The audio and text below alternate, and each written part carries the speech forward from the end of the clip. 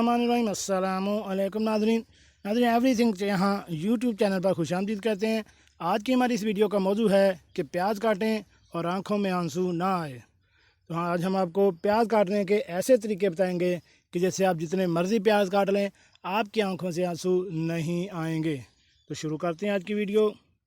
प्याज एक काटें या ढेरों, आँखों से आंसू गिरना बंद ही नहीं होते, जिसकी वजह से न सिर्फ आपका वक्त ज़ाया होता है बल्कि आंखें भी सूज जाती हैं और काम मज़ीद मुश्किल हो जाता है।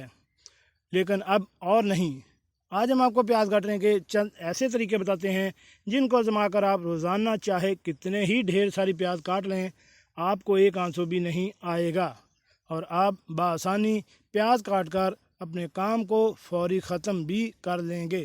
तो कौन से तरीके हैं, आइए जानते हैं। प्याज काटने का ऐसा तरीका जिससे आंसू ना आए। नंबर 1 पे है, प्याज अगर खुली जगह जैसे सहन में या खिड़की के पास बैठकर काटी जाए तो आंखों से आंसू नहीं आएंगे। नंबर 2 पे है, प्याज में तेज़ाबियत होती है जिसकी वजह से आंखों में आंसू गिरते हैं।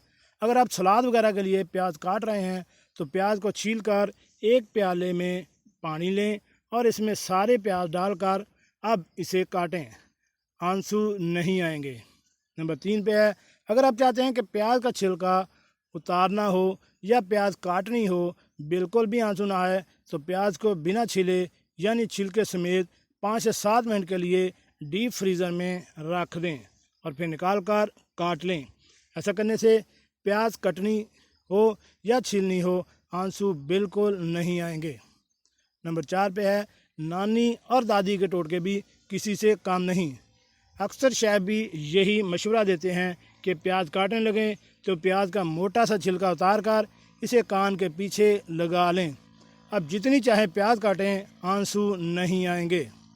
लेकिन अगर आप चाहते हैं कि प्याज काटने पर बिल्कुल भी ना आंसू आएँ तो प्याज को छीलकर इसे 10 मिनट के लिए फ्रीज़र में रख दें और फिर निकाल कर काट लें तो बिल्कुल भी आंसू नहीं आएंगे।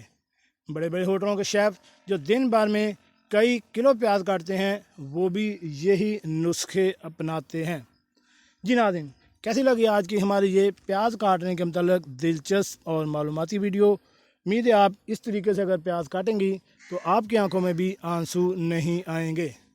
हमारे चैनल एवरीथिंग जहां को सब्सक्राइब करें और साथ बेल आइकन का बटन भी प्रेस कर दें ताकि ऐसी दिलचस्प मालूमाती वीडियो आपको बार बार मिलती रहें।